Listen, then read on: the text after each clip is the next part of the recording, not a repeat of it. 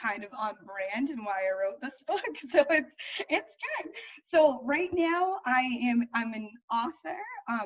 The Writer's Zen is coming out. It started from a Twitter chat, actually. So it was just a way to, publishing can be so behind the curtain, veiled things. No one knows what's going on. And I just wanted people to feel like they could come to one place to get information, because if you're not part of certain groups or you don't know who to speak to, it's not as accessible as it should be, or at least I felt that way. So that's why I started the Twitter chat, and then it just blossomed. It's been wonderful. We do it once a month, every Sunday at 8 Eastern, and it's hashtag the Writer's Zen. And it just spiraled from there. I absolutely love writing. I have two, no, this was my second nonfiction book, but actually my genre is young adult, believe that one, like young adult contemporary and young adult paranormal. So Christine, I know you'd probably love to read that. That's what I'm focusing on now. I've written a picture book.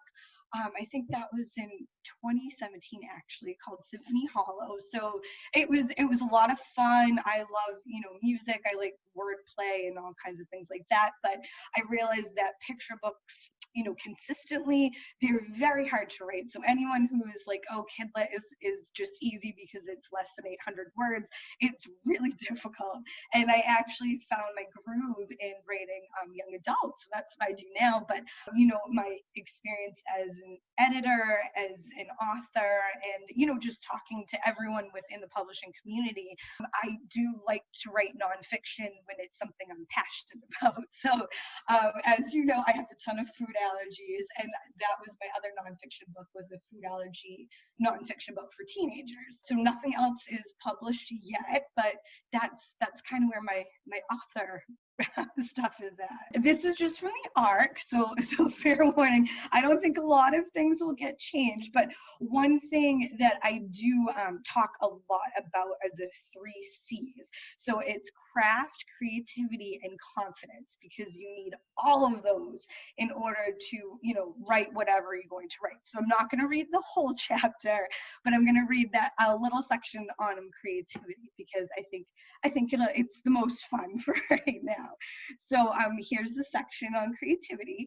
So whether you are meeting with your critique partners or beta readers in person, over video conferencing, which we do a lot now, or even through email, the conversations that they will inspire you to have will allow your creative thoughts to shine through and flourish. Sometimes you can be so close to your work that you don't see the possibilities that could actually enhance your work and creativity. By having these conversations out loud or in writing, it is forcing you to come up with a creative solution. Once that thought is put to the forefront, it can be a great springboard for further creativity and allow your ideas to flow. But let's face it, if you were lacking in creativity, there wouldn't be a manuscript or an idea for a manuscript in the first place. However, a lot of writers are hard on themselves. Are you guys hard on yourselves? Yes, I am too. All the time, guilty. All the time, right? Right, yeah. So we put a great deal of pressure on ourselves to be creative on demand, and instead of letting the creativity happen and flow.